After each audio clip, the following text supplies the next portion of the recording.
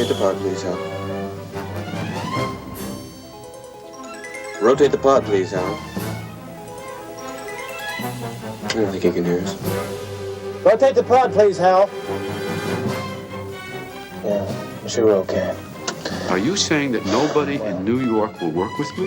Oh, that's too limiting. Nobody in Hollywood wants to work with you either. I can't even send you up for a commercial. You played a tomato for 30 seconds. They went a half a day over schedule because you wouldn't sit down. Yes, it wasn't logical. You were a tomato! A tomato doesn't have logic. A tomato can't move. That's what I said. So if he can't move, how's he gonna sit down, George? Baby clothes.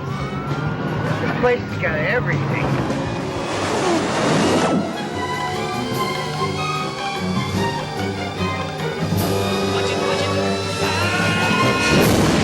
My goodness. Wow. That must have hurt. He light cycled us. And speaking of hurt, here's our show. Oh.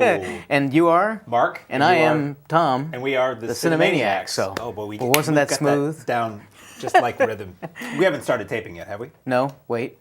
Oh, we have. Oh, so have you seen any movies lately?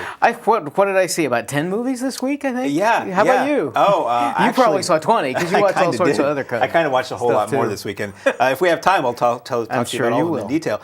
Would you care to begin I would allow you to. I mean, I don't care. Would you? Oh, you're going to allow me to start? Rock, paper, scissors? I don't know. Okay.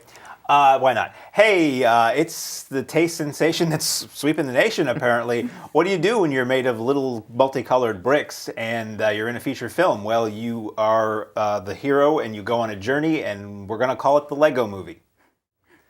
There's a lead-in if you didn't like this. It's just the worst, but I didn't know. I'm not going to say this movie was the worst. Okay. This was huge. When I was at the theater, everybody ahead of me in a long line was seeing this. I got there, it started at 12:05, we got there at 12, and I had to sit down in the second row. Yeah, this really was packed. And we're talking about matinees, which are generally lighter attendance. Although I guess for a kids movie, a matinee would be the main shows. Right. This was an odd duck for me. Okay. I have a beef with the contemporary trend of things looking intentionally crude or kind of like they were done by a kid. So going into this, I'm like, oh, this is like this herky-jerky, junky animation. And, right. You know, we've come this far in the world, and people are paying to see a Lego movie, which is one long commercial for Legos, and also it's done in such an intentionally half-assed way that it's like, really, this is where all the millions of dollars are going. This is kind of a sad statement. And if this becomes the standard of what animation is going to be like, God help us all. That was my kind of thought going into it. I didn't find it terribly funny, but I did find it sharper than I expected it to be. Okay. And something happens toward the end of the movie that I never saw coming, and I was like, okay, this is interesting, and it makes me think about everything I've seen in a different context. Okay. Because when I'm watching it, I'm like, okay, it's got the pop culture references, and it's trading heavily on... The storyline is Star Wars. I mean, the characters, when you break it down, it's Star Wars. Right. Down to when something that happens with the Morgan Freeman character at the hands of the bad guy, and I'm like, hey, I remember when that happened on the Death Star. So I was like, again... And all these movie lines, almost movie lines that are thrown out, right. Come with me if you don't want to die, as opposed to come with me if you want to live from Terminator. So that I found tiresome and not very clever. But when that thing happens toward the end of the movie, I'm like, okay, now I see where you could excuse all of this in a way. But to me, that doesn't really excuse that I have spent an hour in a film that I felt was really derivative and not terribly funny. I did laugh and chuckle aloud a couple of times. The kids are going to love it. The kids did love it. I think a lot of the parents will too. I just didn't. Boy, I'm a Johnny Quest guy. You know what I mean? Okay. I kind of would rather something that looks as good as possible and has the best story possible and all of that, as opposed to, in broad strokes, kind of the same thing we've seen a million times. Okay, fair enough. I went into this expecting it to either be really, really funny or the worst thing ever, to quote Morgan Freeman's character at the end there. And so I was, I guess, not pleasantly surprised, but I thought this was pretty funny. I attribute and accepted pretty quick. I had a little issue with the stop motion and the way they moved, maybe for 10 minutes. But I started either accepting it or attributing it to the fact that I probably would have thought it was even stranger if they moved smoothly because they're Legos. And so I would expect their emotion somehow. I found some of the pop culture references and the silly lines a little bit distracting. But overall, I thought this isn't quite 2 hours long, but assuming it was, I would say like the first hour of it I thought was pretty clever and funny. It dragged a little bit as it got into the story, Right. and then I thought the last half was really clever and amusing. I was surprised that most of the theater, a lot of kids there again because it was matinee. They really seemed to enjoy it. My 13-year-old enjoyed it. I kind of had to drag him to it. He thought it was funny. Ultimately, I think I laughed out loud in this movie more than I have in a lot of films. Wow. And probably because I was expecting it to be bad, and it certainly wasn't. So I really kind of enjoyed the Lego movie. Yeah, I thought it was okay, just not, it didn't wow me. Right. You know, from the director, they had to bring it up in the trailer. Oh, From yeah. the director of Cloudy with a Chance of Meatballs, which was a movie that blew me away and I Absolutely. loved and thought was really funny.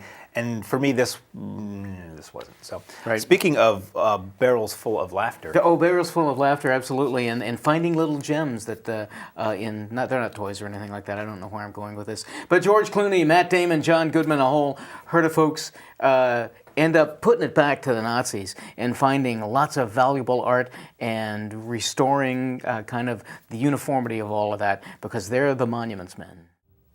So, selling this as a comedy, certainly a lot of guys I'm flashing back to, is this going to be Ocean's 14 or Right. something like that in the past? Certainly wasn't nearly as funny as I had thought. I left thinking that this was the most painfully earnest film that I've seen in ages, that they're so into this, and Clooney is selling this so much, and we're talking to the president about the value of these paintings, and how many scenes did we have where they walk around the corner and look at all of the art, and then they walk around the corner and look at all of the art again.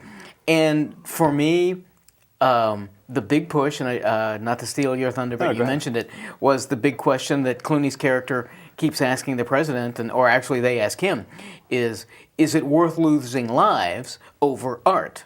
And to steal your thunder, I'll say this didn't sell me on that. And also the priceless art that they saw, again, they can't show the Mona Lisa being destroyed because we know that didn't happen.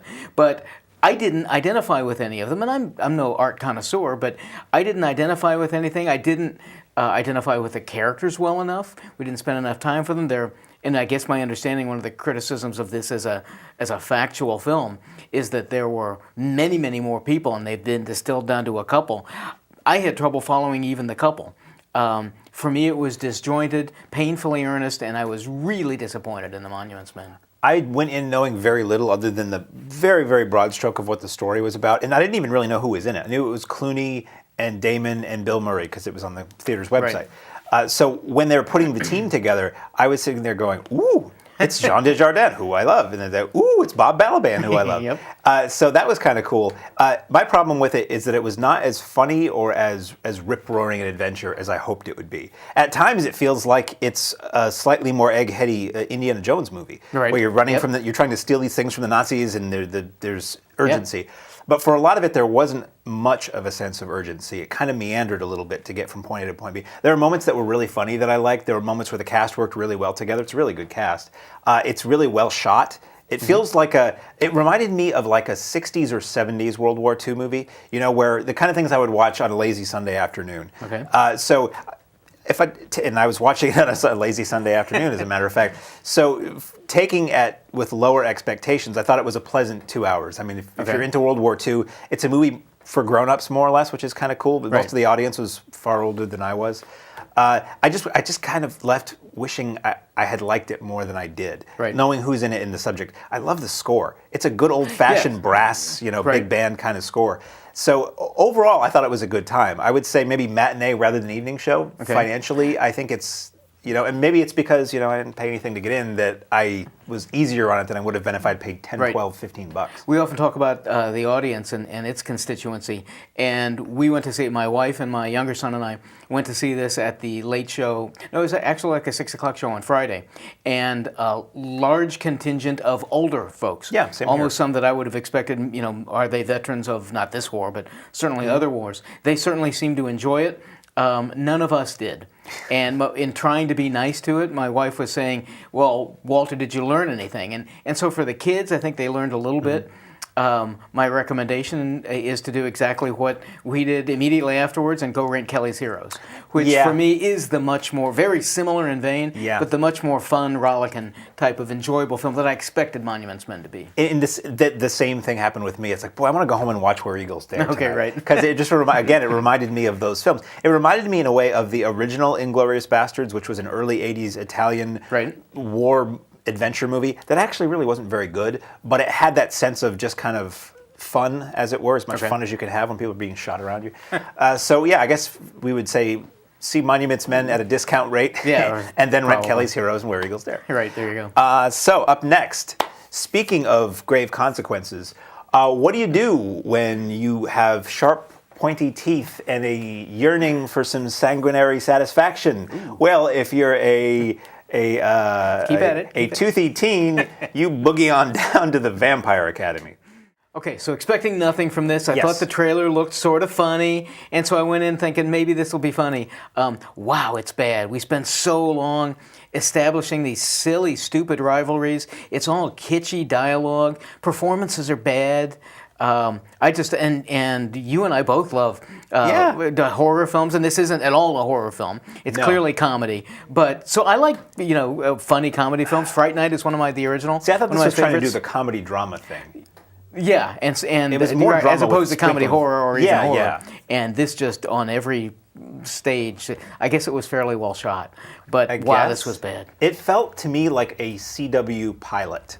This feels a lot like that's where it should have been. Yep. I mean, I'm watching it at times and I'm like, what makes this a movie? Why is this in theaters? Because it's not, there's no grand scale, there's no major effects, the story is lame and weak, and man, the studio's desperate attempts to get another Harry Potter or Twilight franchise are being more and more transparent when you're clearly just putting the two of them together. Right. I mean, apparently this was based on a novel, but so what? I'm sure there's scads of novels that are rip-offs of and you Twilight mentioned and Harry Potter. Classic ending. Oh my God, the ending is so heavily leaning for a sequel. Right. And done in such a manner that I'm like, what are the 5 other movies I've seen within the last year that did this exact same thing to angle for a sequel?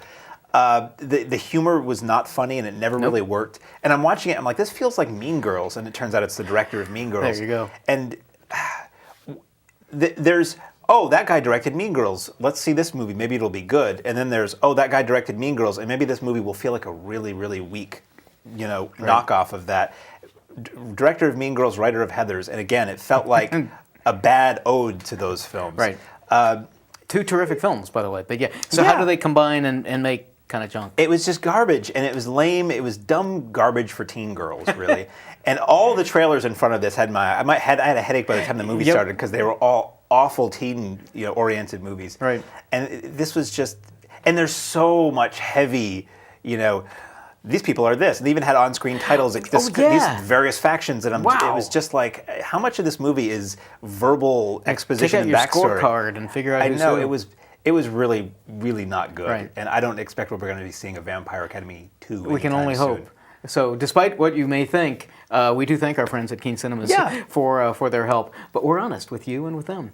So moving on to a plethora of video, be it available at our friends at Video Headquarters or elsewhere, and we will let you know where. But in the future, Earth has at least one pretty big bad enemy, and we're going to have to get out there and conduct a lot of battles. But beforehand, you better practice. And if you can, you're going to want to join Ender's Game. And they all died. That's how it ends. Sorry. So that'll save you $4.50. So based on a hugely popular book series. When is that date from? Because I was totally unaware of that. Oh, this was probably like late 90s, I think, maybe because my older son was a huge fan of it.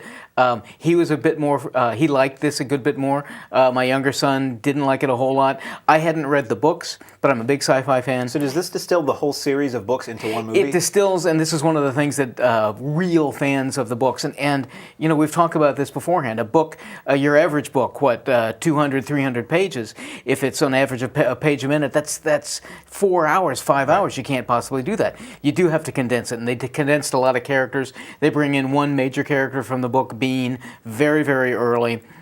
For me, I thought it was an enjoyable enough. I was hoping it'd be a bit more sci-fi intelligent, really for adults, and this is really much more for not small kids, but teenagers and younger kids like that.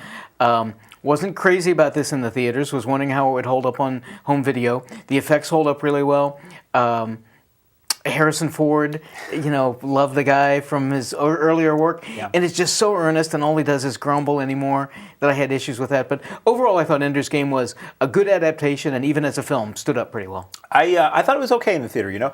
I didn't know what to expect going in, didn't know anything about it, so the ending was quite shocking to me. Okay. I didn't think. Well, I wouldn't say I didn't think they would do what they did. It was a surprise. I was just like, wow, so that's interesting. Okay. The effects were very good, as you said. And Harrison Ford, watching this, I was like, when did he stop acting? Because he used to be kind of good and cool. Maybe he'll redeem himself in the new Star Wars movie. Well, not in Anchorman 2, we know that much. No, not at all. So, this was cool. I don't have a whole lot to say about it. It was interesting. Right. The effects were cool. The training, zero gravity training sequences where they have these bodysuits and they're floating around these cubes was kind of neat. Otherwise, there's not a lot of intelligent sci-fi in theaters. It's really sci-fi action movies, sci-fi thrillers. You don't really get the smart ones too much. So I would say this is fine for kids. And talk about plugging for a sequel. Very clearly plugging for a sequel. But that's okay. I thought it was fine. I think this is one that will benefit from having the largest screen you can watch it on. Right, and I'll agree. Crank up the sound a little bit because it's a rumble-rama, actually. Speaking of Abigail Breslin, yes, who is in Ender's Game, there you go. She stars in this next film entitled "See." I don't want to say anything about this movie.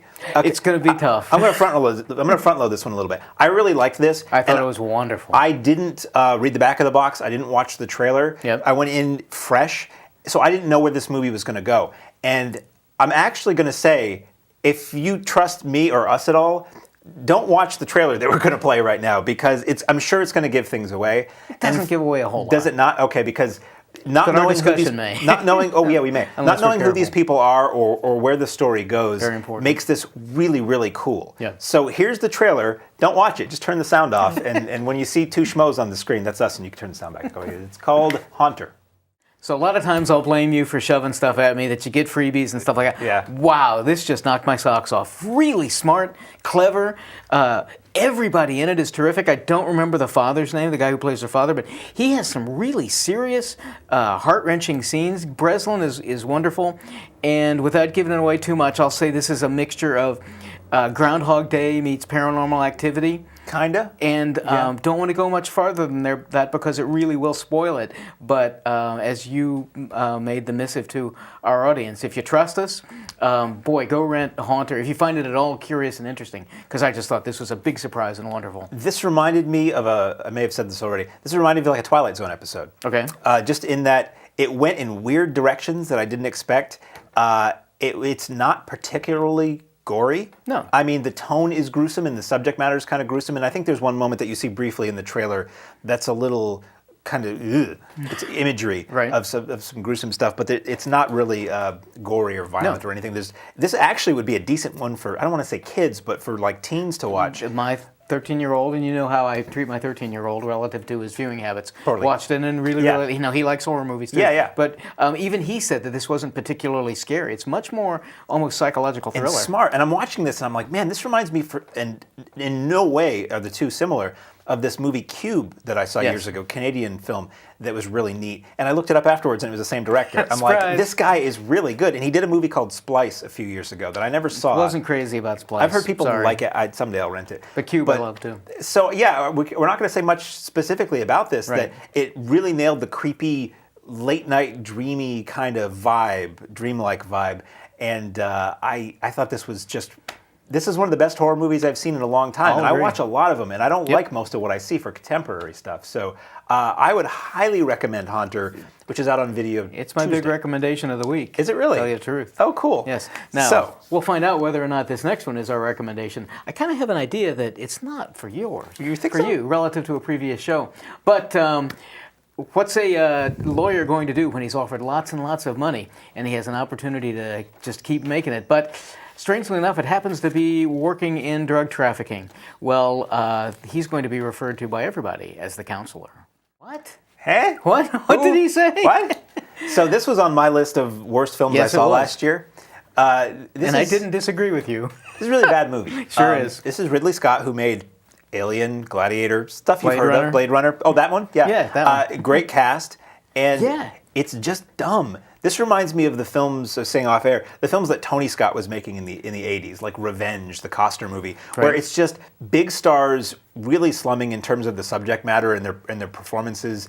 Really extreme, sex and violence stuff. Michael Fassbender, Cruz. Brad Pitt, Penelope Cruz, Cameron Diaz, Javier Bardem. What went wrong? Yeah, and I guess are they just so enamored of Ridley that they're going to jump? Somebody had to take a look at this script and say, "I'm not saying that." When I was watching it, I'm like, is this supposed to be funny? Because everybody's playing it straight. That's an interesting question. And there's a specific scene involving a sports car that I was stifling laughing out loud, and I'm like, this has to be funny. Yeah. This is supposed to be funny, right? But No. the rest of the movie isn't, so I don't know. And the story is, Fassbender is the counselor for this, Bardem, who's a drug dealer and everything, and he basically buys in on a drug deal so he can make a lot of money. And gee, what do you know? That's a bad idea, and bad things result in that. Oops. It does have a fine beheading, I'll say that. Right. That was clever. That was kind of cool. But otherwise, this is a really bad movie. This is the movie that probably will be nominated for Razzie Awards. This is a hope future so. midnight movie in the league of showgirls for people who like to laugh at bad Hollywood failures. This was really, I thought, not good. I was so looking forward to this because of everybody involved. It looked like it was going to be well shot. So my students, my advanced production students, would go down to New York and cast every year for our film. And so I saved it, and it opened there. And I went to one of the big theaters. How much did you pay to see this movie? It was like $12.50, something like that. And so there was literally one moment where Cameron Diaz says a line, and I said out loud in the theater, because there were only like 8 people in it, I said, "Did you really say that?" And this person, and this isn't New York. I mean, it is New York, so this isn't like your typical New Yorker. I'm walking out, and this big burly guy comes over and he says, "What did you think of that?" And I said, "I thought that was really bad." And he says, something else. You're right. So, boy, it was pretty wild. I don't expect this to see any Oscar nods. I don't remember. But it sure wouldn't have gotten any Oscar nods for Best Screenplay. And wow, this was just pretty bad. Sorry. Yeah. Let's move on and not beat Ridley, because Ridley will come and beat us up or something. Oh gosh. Sorry, Ridley. Well, where do you go from there? Speaking of tragedies, that was like the pits, I would say. Yeah. So let's climb the K2, shall we? This falls into the category of what I call "Hey, let's not" movies. Hey, let's not climb K2 after watching this. So, several years ago, 2008, there was an expedition to climb K2, and 18 people went up, and 7 people came down. And this documentary tells that story from eyewitness accounts, some reenactments, and some documentary footage. It is entitled "The Summit." Wow, what a cheery film. Yes, well, we're starting a cycle of them here, this show, I think. Just wait till next time. This is the circling the drain section of the show. Not that I'm commenting on the quality of this, because I thought this was great. This was riveting, and I hadn't heard about this incident. Apparently it was news at the time. Right. Where you're following these people who decided to do this. They were like an officially organized team of people. There were multiple teams who did this. And you're just telling their story. It's a little bit, there's a little nonlinearity as far as they jump back and forth a little bit, but just seeing how hosed these people get. And occasionally they will make a comment and it's like, and that was the fatal flaw. And it's just like edge of your seat. Ugh, this is why I don't go outside very often. You don't die in an avalanche watching movies at home very often, That's true. So yeah, this was really well done, beautifully shot. I would have loved to have seen this in a theater. It is a mixture of footage that was shot by the people themselves and people who were around them, basically at one of the base camps, and then reenactments for the stuff that obviously there wasn't a film crew up there when all these people died. And just the way that it reminded me of Alive. Remember that film about the soccer team in the Andes? Yep. Or Survive, which was the sleazy Mexican exploitation version. It reminded me of that in a way. But it's really well done. It's super respectful. It's not exploitive at all. It's respectful of the people who lost their lives doing this. And it's amazing that people would do this. And it's amazing that anybody survived this. So I would very highly recommend The Summit because I was just fascinated by this whole thing. My comment would be if you're stuck with insomnia, I think The Summit would be an excellent film. Really? To help you out. I thought this was not ultimately a snoozer, but my major problem was I couldn't tell if it was a true documentary without reenactments. I couldn't tell what was reenacted, or even if it was, and because, as you say, it's very well shot, and the footage that they shot and included is well done.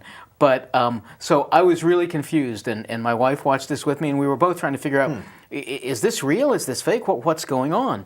And it is very nonlinear, and we jump back and forth between interviewing survivors and spouses and friends of survivors, and they're talking about them one way, and I can't tell, well, wait a minute, didn't he die? Oh, but now we're back at this time point. And because of its nonlinearity, and I was just confused in the way it was shot, I really found the summit to be disjointed, and ultimately, because of that, uninvolving. Couldn't keep a lot of the characters straight, and so unfortunately, because I know you were high on it, and so I went into it just being kind of surprised. Maybe this was one I was trying to think of earlier on, that there was some film that we were watching that surprised me that you wouldn't comment on it, that we did have a lot of shaky cam because they're sliding the hell down the stuff. So if there was, I don't remember it in this. Okay. It actually didn't bother me. I think because there was so much just gorgeous footage of these mountains. I was unquestionably came away with the feeling, I mean, I like to scuba dive, look into ice dive, I've jumped out of planes, and I'm just trying to figure out, why do you people do this? How ungodly dangerous this is, and that's got to be the thrill. But there were a lot of questions that I, as a viewer, had, and I had to extrapolate the answer. They're all so concerned about being able to get up to the top and then back down in time, because they clearly have base camps that they stay at. And so I'm wondering, and they didn't really answer this for me, why can't you stay overnight at the top? Get up to the top, pitch a camp. Why can't you do that? I figured it was because ultimately the air is so thin that you suffer damage, and they do address that, but not specifically.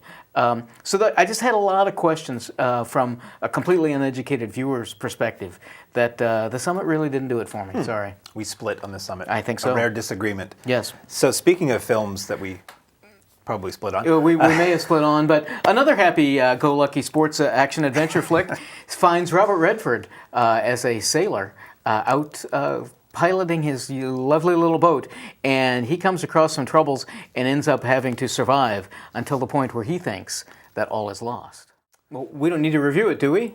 Because they had all those other people telling us about it. What they said was good. Right. Moving on. This was, this in my mind was very similar to Gravity, where somebody is just seismically hosed, and you watch them. What I found most interesting about this was you see this guy who's he's not a Superman, he's not Indiana Jones or anything, but he knows his way around a boat, and he knows how to deal with the problem, what you're supposed to do when problems arise. So for me, it was interesting watching this experienced sailor just calmly dealing with all these various things that arise, and ultimately he's almost quite literally bailing out a sinking ship with a sieve. You know, it's like it gets to the point where this doesn't look good for you, and he keeps calm and carries on, as those overused posters say. So it's all Redford all the time. This is like Castaway. This is different from Castaway. There's one there person are other people in this movie. Castaway, but I'm not sure. We were saying off air. I'm not sure you even hear any other voices in this movie. Not a lot of dialogue either. Right. Most of it is Redford. Who's he going to talk to? And I kind of like that it wasn't a lot of him talking out loud and talking to himself and flashbacks and all this other stuff. It hits the ground running. This, as you see in the trailer, there's a floating container busts into his boat, puts a hole in his boat, and it's there you go, all downhill from there. Yep. So it's interesting. It's like an art house answer to Gravity. You know, it's not flashy, but it is high seas drama, and it is. I wouldn't call it an action movie, but it's pretty exciting and thrilling and depressing and wearying as it goes on. But I thought All Is Lost was pretty good. Never crazy about Redford. I respect him as a director and as an actor, but I've never been a big fan of his per se. He certainly commands the entire screen, and this is a film that you can't stop watching because it does just go along. One of the things, obviously, that all of art does, but these kinds of film in particular, put the audience in the place, and we're constantly thinking, ooh, I'd do this. And then normally, that's what happens. So this does have, I was a little taken aback, and I understood the reason they did this, that he wasn't talking to himself.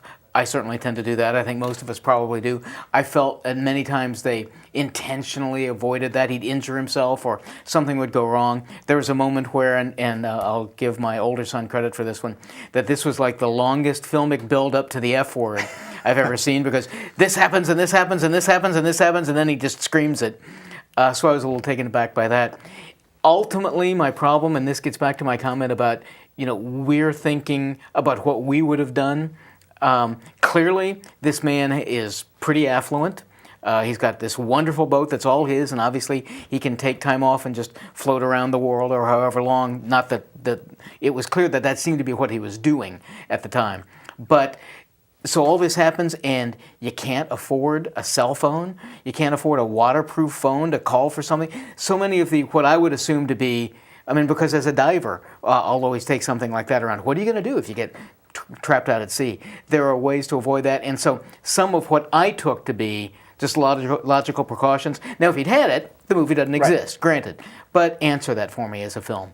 So in the long run, I was of two sides of this. I thought it was a little bit silly, but if you can forget some logical things, it really is not a joyride, but it's a very interesting look at particularly this icon of film, captivating the entire film for 2 hours. 77 years old. Yep, hard to believe. Man is 3 years shy of 80, and he's doing this stuff. You're a math whiz, aren't you? Well, hey, when it's 3 digits, it's not that hard for me. So, speaking of 3 digits, Kerry Russell stars as a superfan of Jane Austen who lives the dream by visiting an immersive Jane Austen-themed theme park in England and it's called Austenland.